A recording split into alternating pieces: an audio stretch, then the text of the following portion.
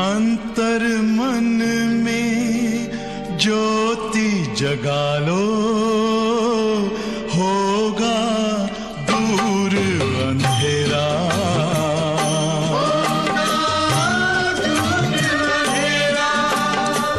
शिव का कर लो ध्यान, आ रहा पावन पुण्य सवेरा।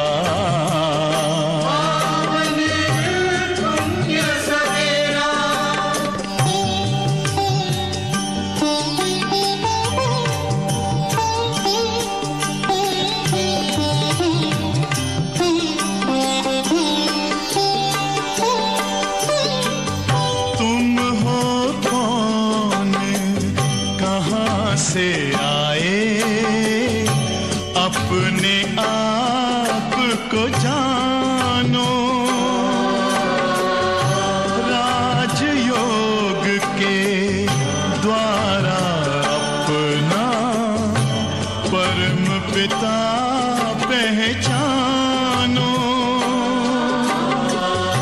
इसी राजपथ पर चलकर पालो अपना बसेरा।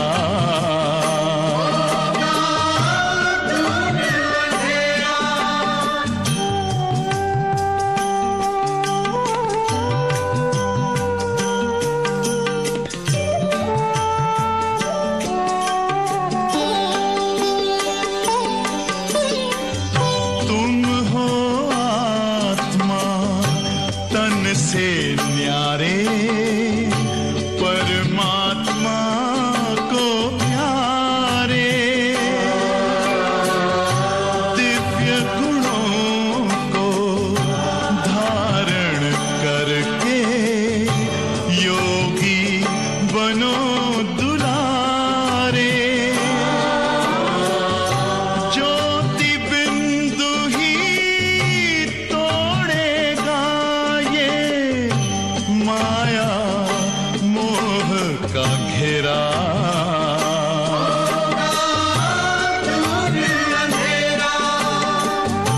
अंतर मन में ज्योति जगा लो, होगा दूर अंधेरा।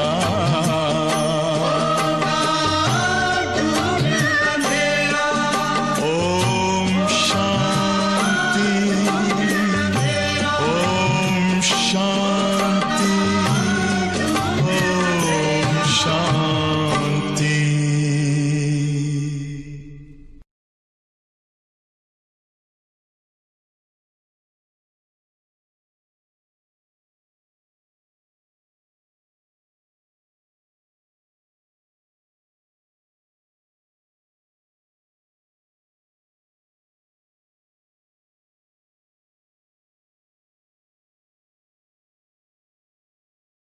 ओम शांति।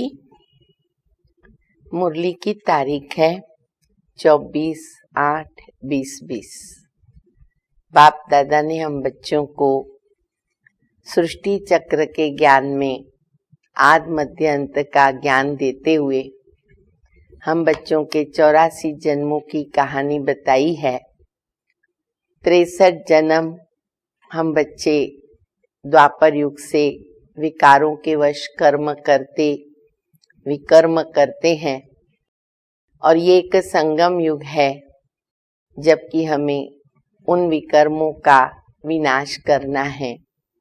पापों का बोझ हमें खत्म करना है, और उसके लिए बाबा ने हम बच्चों को राजयोग की शिक्षा दी कि बच्चे मुझे याद करने से ही तुम्हारे विकर्म विनाश होंगे। तो अब हमें विकर्मा जीत बनना है, और बाकी एक स्कीम कहें या विधि कहें जो बाबा ने संगम युग पर रखी है कि बच्चे इस जन्म में जो भी तुमने पाप कर्म किए हैं, अगर हम सच सच बाबा को बताते हैं तो हमारे पाप आधे माफ हो जाते हैं और हम बहुत हल्के हो जाते हैं। तो आज भी बाबा हम बच्चों को ये बात बता रहे स्वदर्शन चक्रधारी हम बच्चे हैं, कैसे हम स्वदर्शन चक्रधारी फिर से बने, चक्रवर्ती राजा बने, उसके विषय में भी बाबा हम बच्चों को बताते। बाबा कहते मैं भी गुप्त हूँ, ये ज्ञान भी गुप्त है, बच्चे भी गुप्त हैं, दुनिया वालों को पता नहीं चलता कि कैसे हमें भगवान पढ़ाते हैं और हमें क्या से क्या बनाते। तो बाबा की मीठी मीठी शिक्षाओं को सुनेंगे। बाबा कहते हैं मीठे बच्चे सदा इस खुशी में रहो। कौन सी खुशी में? कि हमने 84 का चक्र पूरा किया, अब जाते हैं अपने घर, एक कल्प का अंत है अभी। तो बाबा कहते अभी तुम बच्चों को मैं आया हूं लेने, अब जाना है हमको अपने घर। बाकी थोड़े दिन ये कर्म भोग है, जो हिसाब किताब हमारे सामने आते रहते हैं, जिसको बाबा कहते कर्म भोग। तो बाबा कहते बच्चे अभी धीरज धरो, अब ये कर्म भोग भी हमारे समाप्त हो जाएंगे। प्रश्न है, विक्रमाजीत बनने वाले बच्चों को विकर्मों से बचने के लिए, विक्रमाजीत बनने वाले बच्चों को विकर्मों से बचने के लिए किस बात पर बहुत ध्यान देना है? अभी तो हमारे विकर्म बिल्कुल नहीं होने चाहिए, तो बाबा कहते किस बात पर हम बच्चों को ध्यान देना है? उत्तर है, जो सर्व विकर्मों की जड़ है, जिस कारण से हमारे से विकर्म हो जाते हैं, तो वो जड़ है देह अभिमान। सर्वप्रथम राजा है विकर्मों का, वो आता है तो उसके बाद सारे विकार आ जाते। तो जड़ है देह अभिमान। उस देह अभिमान में कभी न आए, ये ध्यान रखना है। और देह अभिमान बहुत प्रकार का है, हमें अपनी चेकिंग करनी है, मेरे में कौन सा देह अभिमान है। संस्कारों को परिवर्तन करना जरूरी है, तो देह अभिमान जो जड़ है वो मेरे अंदर किस किस प्रकार का है, तो उसके लिए फिर बार बार देही अभिमानी बनकर बाबा को याद करना है, प्रैक्टिस करनी पड़े देही अभिमानी रहने की। अच्छे और बुरे का फल जरूर मिलता है, अंत में विवेक खाता है। अच्छा या बुरा जो भी हम कर्म करते, बाबा कहते ये ड्रामा में नूंधा हुआ है कि वो फल मिलना ही है, लेकिन इस जन्म के पापों के बोझ को हल्का करने के लिए, इस जन्म के पापों के बोझ को हल्का करने के लिए बाप को सच सच सुनाना है। ओम शांति। बड़े ते बड़ी मंजिल है याद की, बाबा को याद करने की। बहुतों को सिर्फ सुनने का शौक रहता है, ज्ञान को समझना तो बहुत ही सहज है। 84 के चक्र को समझना है और स्वदर्शन चक्रधारी बनना है। ज्यादा तो कुछ है नहीं, तुम बच्चे समझते हो हम सब हैं स्वदर्शन चक्रधारी। ये टाइटल हमेशा याद रखें, तो हम अपने विकर्मों को विनाश कर सकेंगे, क्योंकि शास्त्रों के अंदर बताया असुरों के गले कटे। तो बाबा कहते हमारे जो आसुरी संस्कार है उनके गले काटने हैं। तो हमेशा याद रखें कि बाबा ने हमको बनाया स्वदर्शन चक्रधारी। अब स्वदर्शन चक्र से कोई का गला तो नहीं काट सकते हैं, जिस्मानी गला तो नहीं कट सकता। तो बाबा कहते जैसे कृष्ण के लिए उन्होंने दिखाया। अब ये लक्ष्मी नारायण विष्णु के 2 रूप है, क्या उनको स्वदर्शन चक्र है? देखो कितना वंडर है, कृष्ण को स्वदर्शन चक्र दिखाया, लक्ष्मी नारायण का जो कंबाइंड रूप विष्णु है उसको दिखाया, लक्ष्मी नारायण को नहीं दिखाया। तो बाबा कहते हैं क्या उनको स्वदर्शन चक्र है? फिर कृष्ण को चक्र क्यों दिखाया? एक मैगजीन निकालते हैं जिसमें कृष्ण कैसे बहुत सारे चित्र दिखाते हैं।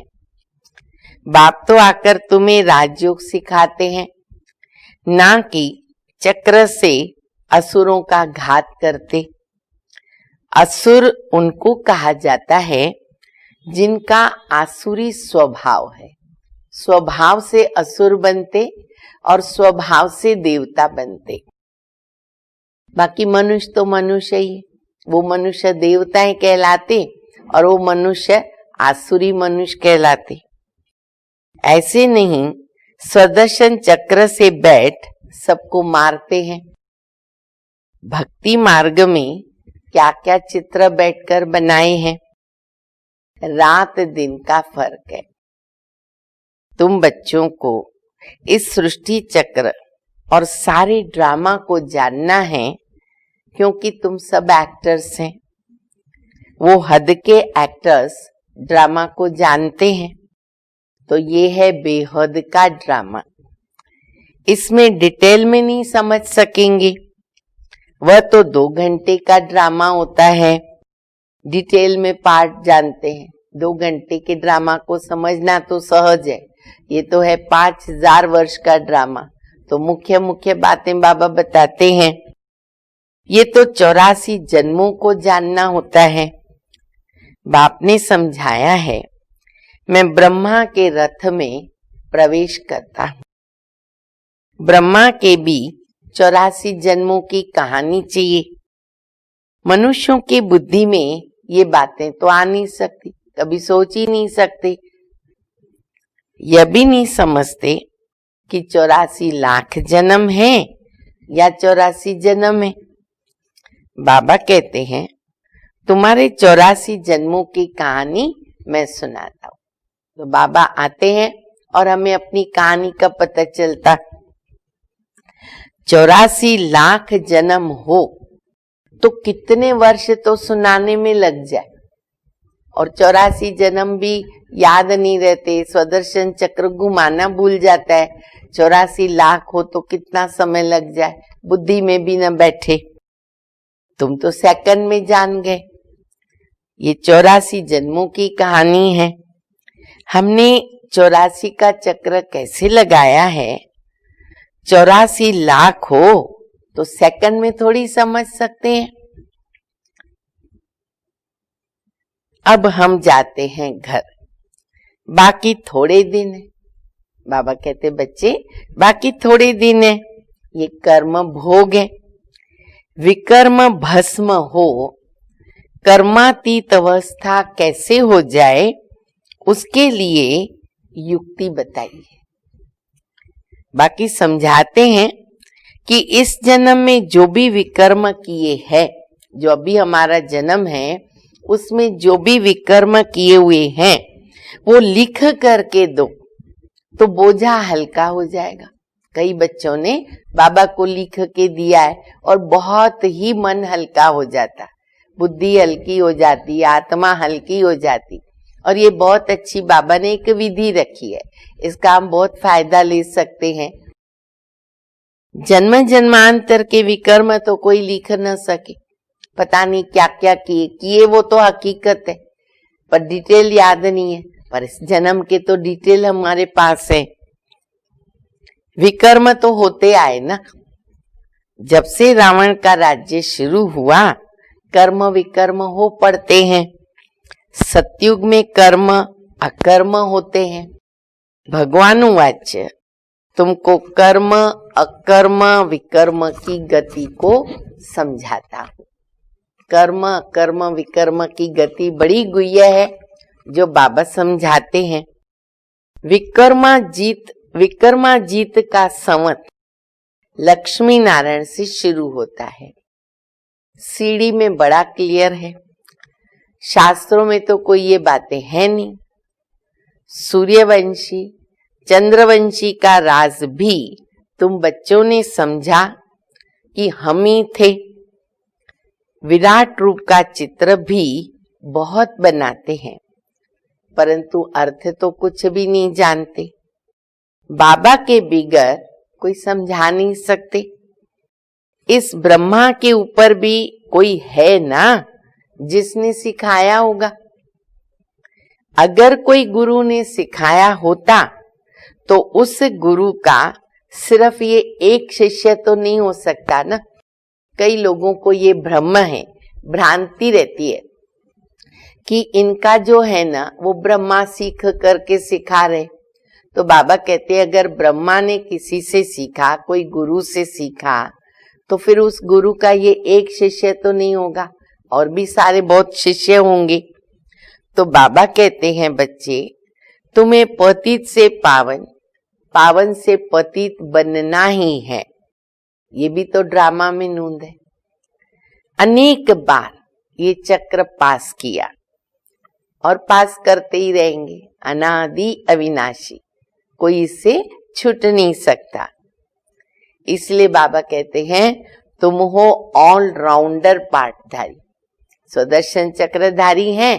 फिर दूसरा टाइटल बाबा ने दिया, तुम हो ऑलराउंडर।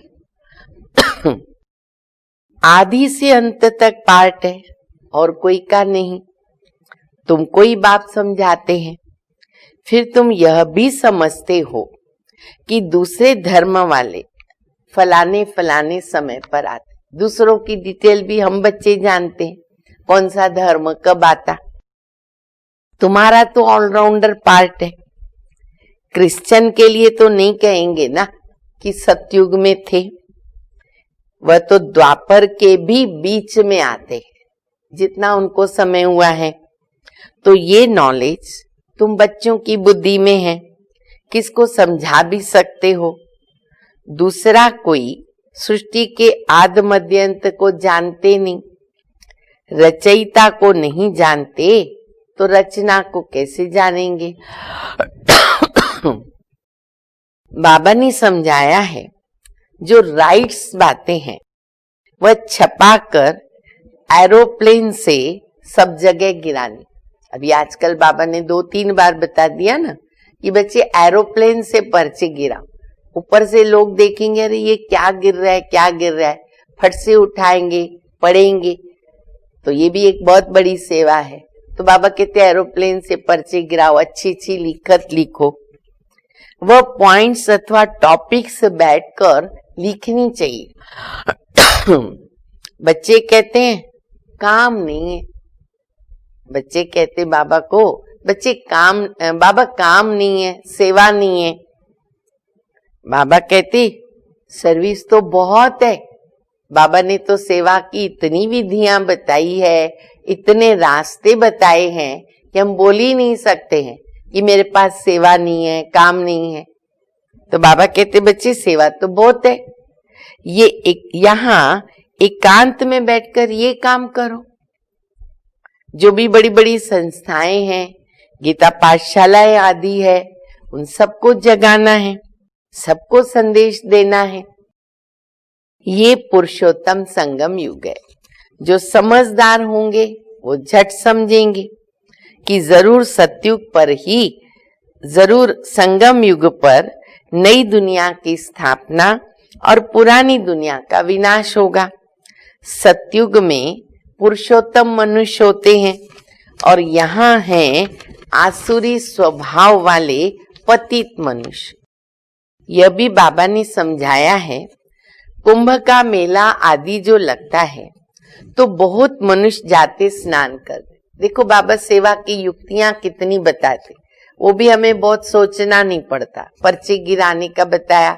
कभी बाबा कहते मंदिरों में जाओ, शिव के मंदिर में जाओ, देवताओं के मंदिर में जाओ। फिर बाबा कहते बच्चे कुंभ के मेले लगते हैं ना, लोग स्नान करने के लिए जाते हैं, सोचते वहां पावन बनेंगे। तो बहुत मनुष्य स्नान करने जाते। क्यों स्नान करने जाते? तो पावन होना चाहते हैं। तो जहां जहां मनुष्य स्नान करने जाते हैं वहां जाकर के सेवा करनी चाहिए। बहुत सेवा के साधन है, स्थान है। तो बाबा कहते वहां जाओ, जाके सेवा करो। मनुष्यों को समझाना है, वहां क्या समझावे कि ये पानी कोई पतित पावनी नहीं है। तुम्हारे पास चित्र भी है। गीता पाठशालाओं में जाकर ये पर्चे बांटने चाहिए। बच्चे सर्विस मांगते, अभी तो बाबा ने कहा कितने सब देखो, बाबा कभी कहते हैं ना गार्डन जाओ, कितने सारे क्लासेस खुले हुए हैं, उधर जाओ, स्मशान में जाओ, महिला मंडल में जाओ, कितनी सारी संस्थाएं बनी हुई है, सेवा ही सेवा है। तो बाबा कहते बच्चे सर्विस मांगते हैं, अच्छा तो ये बैठ कर लिखो। अलग अलग युक्ति बाबा बता रहे हैं। गीता का भगवान परम पिता परमात्मा शिव है, ना कि श्री कृष्ण। फिर उनकी बायोग्राफी की महिमा लिखो, बैठ करके लिखो, अच्छी तरह मंथन करो। फिर उनके बायोग्राफी की महिमा भी लिखो। फिर शिव बाबा की भी बायोग्राफी लिखो। फिर आप ही वो लोग जज करें। जैसे कई बार बाबा कहते हैं ना, कृष्ण की महिमा और शिव बाबा की महिमा, दोनों की कंपैरिजन बताओ, फिर वो जज करे कि भगवान कौन हो सकता। अब ये पॉइंट्स भी लिखनी है कि पतित पावन कौन। फिर और बात बाबा बता रहे हैं, फिर शिव और शंकर का भेद भी दिखाना है। देखो कितनी सेवा की बातें बता दी। अभी कोई कह सकता है कि सेवा नहीं है हमारे लिए, नहीं। अच्छा फिर शिव शंकर का भेद भी दिखाना। शिव अलग है, शंकर अलग है, ये भी तो बाबा ने समझाया है। फिर और बात बाबा बता रहे, एक बात बाबा बता रहे। कल्प 5000 वर्ष का है, मनुष्य 84 जन्म लेते हैं, ना कि 84 लाख योनि। ये भी पॉइंट समझाने की बहुत अच्छी है। तो ये मुख्य मुख्य बातें शॉर्ट में लिखनी चाहिए, जो एरोप्लेन से भी गिरा सकते हैं और समझा भी सकते हैं। दोनों भी रास्ते बाबा बता रहे। अच्छा फिर बाबा देखो, बाबा का कंटिन्यू कैसे मन चलता रहता है। बच्चों ने पूछा ऐसे वाक्य से करे, कैसे करे। फिर बाबा कहते ये जैसे गोला है, सृष्टि चक्र का गोला है, इसमें क्लियर है कि फलाने फलाने धर्म फलाने फलाने समय पर स्थापन करते हैं, स्थापन होते हैं। तो ये गोला भी होना चाहिए। सब चित्र आ रहे हैं ना धीरे धीरे, इसलिए एक शॉर्ट में पॉकेट में रहने के लिए अपना अभी तो बहुत अच्छा प्रदर्शनी है पूरी। एक छोटी सी है, पर्स में रह जाती है, उसमें 10-12 चित्र आ जाते। तो ये गोला भी होना चाहिए। इसलिए मुख्य 12 चित्रों के कैलेंडर्स भी छपवा सकते। अब देखो सबके पास हैं ये, नहीं तो मिलते हैं सेवा केंद्रों पर, मधुबन में, वो जरूर रखें। कभी भी कहाँ भी किसी को समझा सकते हैं। तो ये 12 चित्रों के कैलेंडर्स भी छपवा सकते हो, उसमें सारा ज्ञान आ जाता है और सर्विस सहज हो सकती है। ये चित्र बिल्कुल जरूरी है। कौन से चित्र बनाने हैं, क्या क्या पॉइंट लिखनी चाहिए, वो बैठ करके लिखो। अभी भी अगर कोई घर में फ्री है तो ये लिख सकते हैं। जो जो भी मन के अंदर मनन चिंतन आता है लिखते जाएं। फिर बाबा कहते बच्चे तुम गुप्त वेश में इस पुरानी दुनिया का परिवर्तन कर रहे, गुप्त वेश में कर रहे, अननोन वॉरियर्स हो। ये तीसरा टाइटल बाबा ने दिया, अननोन वॉरियर्स हो, तुमको कोई जानता नहीं। बाबा भी गुप्त, नॉलेज भी गुप्त, इनका कोई शास्त्र नहीं बनता। अभी जो बाबा हम बच्चों को ज्ञान दे रहे, बाबा ने राज भी बताया है अभी कि अभी शास्त्र नहीं बनता है। जो गीता बनती है वो भी बाद में बनती है। अभी तो बाबा डायरेक्ट ज्ञान देते हैं, इनका कोई शास्त्र नहीं बनता। और धर्म स्थापक के बाइबल आदि छपते हैं, जो फिर पढ़ते आते हैं, हरेक के छपते हैं। ये बहुत गहरी राज वाली बात है। अन्य धर्म स्थापकों के जो भी ये शास्त्र है वो छपते हैं, लोग पढ़ते हैं। तुम्हारा फिर भक्ति मार्ग में छपता है, द्वापर युग में। अभी नहीं छपना है, क्योंकि अभी तो ये शास्त्र आदि सब खत्म हो जाने हैं, जो हैं वो भी खत्म हो जाएंगे। अभी तुमको बुद्धि से क्या करना है, सिर्फ बाबा को याद करना। मुख्य बात फिर बाबा बता रहे, अभी तुमको केवल बाबा को याद करना है। बाप के पास भी बुद्धि में ज्ञान है, कोई शास्त्र आदि थोड़ी पढ़ते हैं, वो तो नॉलेजफुल है, ज्ञान के सागर है बाबा। नॉलेजफुल का अर्थ मनुष्य फिर उल्टा ही समझते। वो क्या समझते हैं? सबके दिलों को भगवान जानने वाला है, हमारे दिल में क्या चल रहा है, मन में क्या चल रहा है, अंतर्यामी है भगवान, सब कुछ जानता। भगवान देखते हैं तब तो हमको कर्मों का फल देते, ऐसे वो समझते कि भगवान देख रहा है ना, इसलिए अच्छे कर्म का अच्छा फल देता है, बुरे कर्म का बुरा फल देता है। बाबा जवाब देते हैं, रिस्पॉन्ड करते हैं। बाबा कहते बच्चे ये तो ड्रामा में नूंद है, ये बना बनाया ड्रामा, बने बनाए कायदे हैं, नियम है, तो ये ड्रामा में नूंद है। ड्रामा में जो विकर्म करते हैं तो उनकी सजा होती जाती है, सजा मिलनी ही है। अगर विकर्म करते तो उसकी सजा मिलनी है। अच्छे व बुरे कर्मों का फल मिलता है, उसकी लिखत कोई नहीं है, वो मिलना ही है, उसकी लिखत कोई है नहीं। मनुष्य समझ सकते हैं जरूर कर्मों का फल दूसरे जन्म में मिलता। बोलने को भी आता है ना कि देखो उन्होंने पिछले जन्म में बहुत अच्छे कर्म किए या बहुत बुरे कर्म किए। अंत घड़ी विवेक फिर बहुत खाता है, जो भी जीवन भर में किया है तो अंत घड़ी विवेक खाता है। हमने ये पाप किए सब याद आता है, जैसा कर्म वैसा जन्म मिलता। अभी तुम विकर्माजीत बनते हो तो कोई भी ऐसा विकर्म नहीं करना चाहिए, ये अंडरलाइन करना है हम बच्चों को। अभी हम विकर्माजीत बन रहे, अब भी हमको कोई भी विकर्म नहीं करना है। बड़े ते बड़ा विकर्म है देह अभिमानी। देह अभिमान जो सब विकर्म कराता है, देह अभिमानी बनना। इसलिए बाबा बार बार कहते हैं बच्चे देही अभिमानी बनकर बाबा को याद करो, प्रैक्टिस करो ज्यादा से ज्यादा मेरी स्थिति देही अभिमानी, आत्म अभिमानी रहे। पवित्र तो रहना ही है। सबसे बड़ा पाप है काम कटारी चलाना, यही आद मध्य अंत दुख देने वाला है।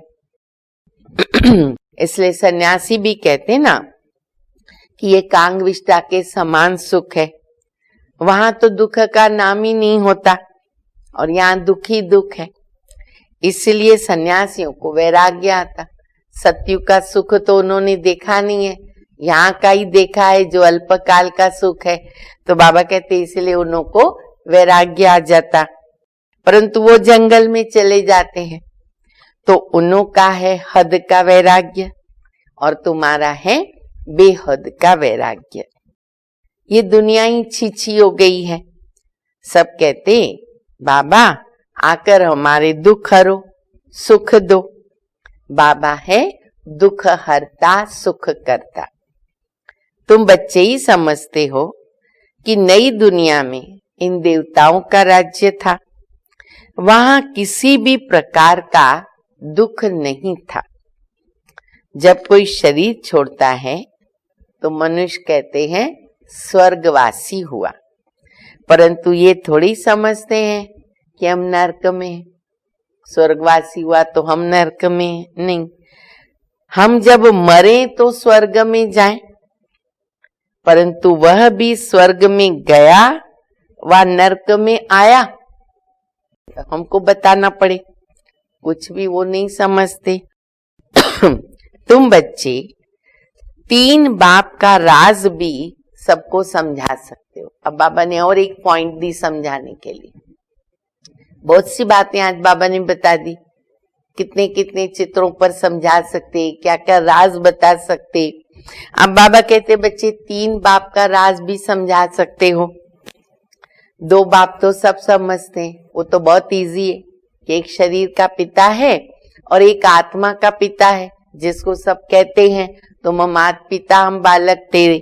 तो 2 बाप तो सब समझते हैं, लौकिक और पारलौकिक, और ये अलौकिक प्रजापिता ब्रह्मा, और वो है संगम युग पर। ब्राह्मण भी चाहिए ना, वह ब्राह्मण कोई ब्रह्मा की मुखवंशावली थोड़ी है। जानते हैं कि ब्रह्मा था कौन जानते हैं? जो कुख वंशावली ब्राह्मण है ना, बाबा कहते उनको इतना मालूम है कि ब्रह्मा था, उनकी हम वंशावली है। इसलिए कहते कि ब्राह्मण देवी देवताए नमः। ये नहीं जानते हैं कि किसको कहते, कौन से ब्राह्मणों के लिए ये गायन है। तुम हो पुरुषोत्तम संगम युगी ब्राह्मण, और वो है कलयुगी ब्राह्मण। ये है पुरुषोत्तम संगम युग, जबकि तुम मनुष्य से देवता बनते हो। देवी देवता धर्म की स्थापना हो रही है, तो बच्चों को सब पॉइंट्स धारण करनी है और फिर सर्विस करनी है। पूजा करने व श्राद्ध खाने पर ब्राह्मण लोग आते। अब देखो बाबा और एक सेवा की बात बता रहे, आज नोट करो मुरली के अंदर जो बच्चे कहते बाबा सर्विस नहीं है, कोई काम नहीं है, बहुत से रास्ते बाबा ने बता दिए, बहुत पॉइंट्स बता दी। अब बाबा कहते हैं कि श्राद्ध के दिन आते हैं ना, तो ब्राह्मणों को खिलाते हैं, तो बाबा कहते उनसे भी तुम चिट चैट कर सकते हो। तुमको सच्चा ब्राह्मण हम बना सकते। मान लो ब्राह्मण घर में आया श्राद्ध खाने के लिए, तो बाबा कहते उनकी सेवा करो, उनको बोलो हम तुमको सच्चा ब्राह्मण बना सकते हैं। अभी भादों का मास आता है, अभी देखो गणपति चालू है, बराबर ना। अभी उसके बाद क्या आता है? श्राद्ध के दिन आते हैं ना, तो पितर खिलाते, ब्राह्मण को बुलाते। तो भादों का मास आता है तो सब पितरों को खिलाते हैं। तो ये भी युक्ति से सेवा करनी चाहिए, नहीं तो कहेंगे ब्रह्मा कुमारियों के पास जाके सब कुछ छोड़ दिया। कईयों के घर में सब बाबा के बच्चे नहीं होते हैं ना, तो ब्राह्मणों को बुलाते हैं, खिलाते हैं, तो कोई बात नहीं, लेकिन बाबा कहते सेवा तो कर सकते हो। तो ऐसा कुछ नहीं करना है कि जिसमें नाराजगी हो, युक्ति से तुम ज्ञान दे सकते हो। जरूर ब्राह्मण लोग आएंगे तब तो ज्ञान देंगे ना। इस मास में तुम ब्राह्मणों की बहुत अच्छी सर्विस कर सकते हो। अब सब ध्यान दो, अभी गणपति के बाद जब श्राद्ध चालू होगा तो बाबा कहते बच्चे ब्राह्मणों की बहुत अच्छी सेवा करो। तुम ब्राह्मण तो प्रजापिता ब्रह्मा की औलाद हो। अच्छा बताओ ब्राह्मण धर्म किसने स्थापन किया? हिम्मत चाहिए पूछने की, क्यों कि बाद में उनको हमको समझाना भी है, तो सीखना भी पड़ेगा। तो बाबा कहते पूछो, बताओ ब्राह्मण धर्म किसने स्थापन किया? तुम उन्हों का भी कल्याण कर सकते हो घर बैठ करके। जैसे अमरनाथ की यात्रा पर जाते हैं तो वे सिर्फ लिखत से इतना नहीं समझेंगे, वहां बैठ करके समझाना चाहिए। हम तुमको सच्ची अमरनाथ की कथा सुनाते। अभी और एक बात बताई, आज 1 2 3 4 लिखो सब, कितना बाबा ने रास्ता बता दिया। अब बाबा कहते हैं कि अमरनाथ पे जाते हैं, अमर कथा सुनते हैं, उनको बोलो कि हम आपको सच्ची कथा सुनाते हैं। अमरनाथ तो एक ही को कहा जाता है। अमरनाथ अर्थात जो अमरपुरी स्थापन करता है, वो तो सतयुग है। तो ऐसे सर्विस करनी पड़े, युक्तियां बहुत है। वहां पैदल जाना पड़ता है, लोग देखो कितना पैदल करते, कितने विघ्न आते हैं उन लोगों को, पर एक दृढ़ता होती है कि हमको यात्रा पूरी करनी है, सफलता पानी है, दर्शन करना है। और कईयों की मृत्यु भी हो जाती है, तो सोचते हम स्वर्ग में जाएंगे, हमारा सफल हो गया। तो पैदल भी जाना पड़ता है। जो अच्छे अच्छे बड़े बड़े आदमी हो उनको जाकर के समझाना चाहिए। सन्यासियों को भी तुम जाकर के ज्ञान दे सकते। और एक बात नोट करो, ब्राह्मणों को समझाओ, फिर सन्यासियों को समझाओ, तुम सारी सृष्टि के कल्याणकारी हो। मतलब एक भी व्यक्ति ऐसा नहीं जिसको हम नहीं समझा सकते, चाहे कोई धर्म का हो, चाहे कोई फील्ड का हो, कोई भी हो, ऊंच हो नीच हो, सबको समझा सकते हैं। तुम सारी सृष्टि के कल्याणकारी हो। श्रीमत पर हम विश्व का कल्याण कर रहे हैं, बुद्धि में ये नशा रहना चाहिए। केवल एक बात हम भूले नहीं, हम जो भी सेवा कर रहे हैं श्रीमत, हर बात में बीच में श्रीमत को लाना है। राय लेकर, श्रीमत लेकर हम सेवा कर सकते हैं, तो ये बुद्धि में नशा रहना चाहिए। अच्छा, मीठे मीठे सिकिलदे बच्चों प्रति माता पिता बाप दादा का याद प्यार और गुड मॉर्निंग। रूहानी बाप की रूहानी बच्चों को नमस्ते। हम रूहानी बच्चों की रूहानी बाप को, माता पिता बाप दादा को याद प्यार, गुड मॉर्निंग और नमस्ते। तो आज सभी पॉइंट्स अच्छी तरह नोट करेंगे और सेवा भी करेंगे। धारणा के लिए मुख्य सार है, पहला, जब एकांत फुर्सत मिलती है तो ज्ञान की अच्छी अच्छी पॉइंट्स पर विचार सागर मंथन कर लिखना है। सबको संदेश पहुंचाने व सबका कल्याण करने की युक्ति रचनी है। दूसरा, विकर्मों से बचने के लिए देही अभिमानी बनकर बाबा को याद करना है। अभी कोई भी विकर्म नहीं करना है और इस जन्म के किए हुए विकर्म बाप दादा को सच सच सुनाने। अभी तक भी जिन्होंने बाबा को अपनी जीवन कहानी नहीं लिख कर दी है, तो अभी भी चांस है। अगर हम बाबा को लिख के देते हैं ईमानदारी के साथ, हमें बहुत फायदा होता है। हमारा आधा माफ हो जाएगा और बाकी योग बल से हमको उसको खत्म करना है। वरदान है, संपन्नता द्वारा संतुष्टता का अनुभव करने वाले, संपन्नता द्वारा संतुष्टता का अनुभव करने वाले सदा हर्षित विजयी भव। जो सर्व खजानों से संपन्न है वो सदा संतुष्ट है। जो बाबा खजाने दे रहे हैं, अगर हमारे पास वो सब खजाने जमा होते हैं तो बाबा कहते हैं वो बच्चे संतुष्ट रहते। और संतुष्टता माना संपन्न। जैसे बाप संपन्न है, इसलिए महिमा में सागर शब्द कहते, ऐसे आप बच्चे भी मास्टर सागर अर्थात संपन्न बनो। क्योंकि बाबा ने हमको हर बात में मास्टर बना दिया। मास्टर ज्ञान सागर, मास्टर सुख शांति आनंद प्रेम के सागर। तो सदा खुशी में नाचते रहेंगे। अंदर खुशी के सिवाय और कुछ आ नहीं सकता। स्वयं संपन्न होने के कारण किसी से भी तंग नहीं होंगे। किसी भी प्रकार की उलझन या विघ्न एक खेल अनुभव होगा। बातें सामने आएगी, सबके पास आती है, पर वो एक खेल अनुभव होगा। समस्या मनोरंजन का साधन बन जाएगी। निश्चय बुद्धि होने के कारण सदा हर्षित और विजयी बनेंगे और विजयी होंगे। स्लोगन है, नाजुक परिस्थितियों से घबराओ नहीं। सब ध्यान से सुने, नाजुक परिस्थितियों से घबराओ नहीं, उनसे पाठ पढ़कर स्वयं को परिपक्व बनाओ। क्योंकि ये परिस्थितियां आती है हमको परिपक्व बनाने के लिए, और हमारा तो साथी है बाबा। तो जिसका साथी है भगवान, उसको क्या रोकेगा? आंधी और तूफान। ठीक है, अच्छा, ओम शांति।